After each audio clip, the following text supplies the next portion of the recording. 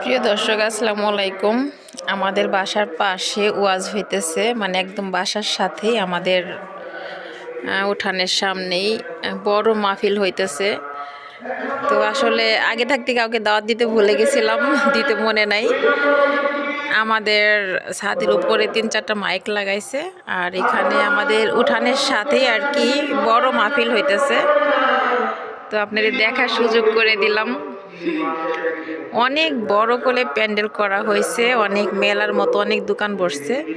তো মানুষের অনেক গমাগম চলছে, অনেক দূর দূরান্ত থেকে আর কি লোকজন আসছে। তো আমরাও ঘরে বসে ওয়াজ মাহফিল শুনছি। আপনাদেরকে নিয়ে যাব ছাদে, আমাদের বাসার ছাদে নিয়ে যাব। তো সেখান থেকে আর কি ওয়াজটা ভালো করে শোনা যাবে এবং কি দেখা যাবে। এমন ভাবছিল আমার আমাকে কাউকে যাইতেও যায়, যে রাস্তা আসবেন যে হবে ওই রাস্তা মানুষদেরকে যাইতেও যায়। চলো যাও।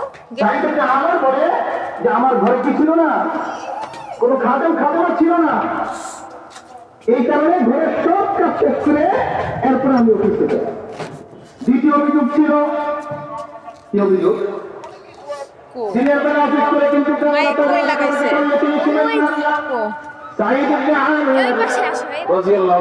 তিনি বলেন, দুনিয়ার হায়াতি জীবনটাকে আমি 2 ভাগে ভাগ করছি। কয় ভাগে? যদি বলেন, দিনটাকে 1 ভাগে ভাগ করছি, রাতটাকে 1 ভাগে ভাগ করছি। দিনের সময়টাকে আমি বান্দাদের জন্য অক্ষ করে দিয়েছি, আল্লাহর বান্দা বান্দির জন্য অক্ষ করে দিয়েছি। আর রাতের ভাগটাকে আমি আমার রব আল্লাহর জন্য অক্ষ করে দিয়েছি। আল্লাহু আকবার বলেন। দিনের সময়টাকে মানুষের জন্য অক্ষ করে দিয়েছি, আর রাতের সময়টাকে কি আল্লাহর জন্য অক্ষ করে দিয়েছি। অথচ আমরা কি পাই না? নামাজ পড়ার জন্য কি পাই না? সময় পাই না। 3 নম্বর অভিযোগ ছিল, মাসে 1 দিন অফিসে আসে না। জিজ্ঞেস করা হলো কেন আসেন না? বলছে, হুজুর আমিরুল মুমিনিন, আমার গায়ের মধ্যে যে জামাটা দেখতেছে, আমার এই একটাই মাত্র সম্বল, একটাই মাত্র জামা। সুবহানাল্লাহ বলেন না? সুবহানাল্লাহ। কয়টা জামা? 4। দেশের একজন গভর্নমেন্টের জামা মাত্র কয়টা? একটা। মাসে 1 দিন ধুয়ে দেয়। এটা মোটা হওয়ার কারণে শুকাইতে সময় লাগে, এই জন্য মাসে 1 দিন কি দেয়? ধুয়ে দেয়, এরপর শুকাই যাবে। এটা কেন অপর অভিযোগ ছিল, মাঝে মাঝে আপনি হঠাৎ করে বেহুশ হয়ে যান, কারণ কি?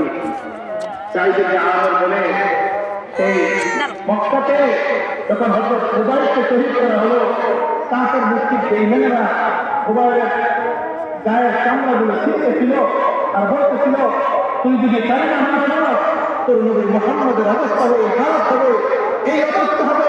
ইয়া রাসূলুল্লাহ, আমিরুল মুমিনিন, ওই কথাগুলো যখন আমার মনে হয়, ওই দৃশ্যগুলো যখন আমার মনে হয়, আমার যে কি অবস্থা হয়, তখন আমি বলতে পারি না। আমার যে হালত হয়, তখন আমি বলতে পারি না। এই জন্য আমাকে বুঝতে আল্লাহু আকবার। আল্লাহ সুবহানাহু ওয়া তাআলা যে আয়াত কারিমা তেলাওয়াত করেছি, قد أفلح المؤمنون الذين هم في صلاتهم خاشعون। আল্লাহ তাআলা মুমিনদের পরিচয় দিলেন, যারা নামাজে বিনয়ী হয়ে ভয় নিয়ে আল্লাহর প্রতি ভয় নিয়ে নামাজ পড়ে, আল্লাহ তাআলা মুমিনদের সম্পূর্ণ করে। সুবহানাল্লাহ। এরপরে আল্লাহ তাআলা আমার কথা সুযোগ করে দেন, সামনে সিফাতগুলো বয়ান করব ইনশাআল্লাহ। আল্লাহ তাআলা আমাদের সকলকে আল্লাহর ভয় নিয়ে দুনিয়ার সমস্ত কাজ করার তৌফিক দান করেন। ওয়া আখিরু দাওয়ানা আলহামদুলিল্লাহি রাব্বিল আলামিন। আলহামদুলিল্লাহ, হুজুর অত্যন্ত সুন্দর আলোচনা করছিলেন, আমরা শুনতেছিলাম। আল্লাহ তাআলা হুজুরের কণ্ঠকে ইসলামের জন্য কবুল করেন। সকলে বলে আমিন। সম্মানিত উপস্থিতি।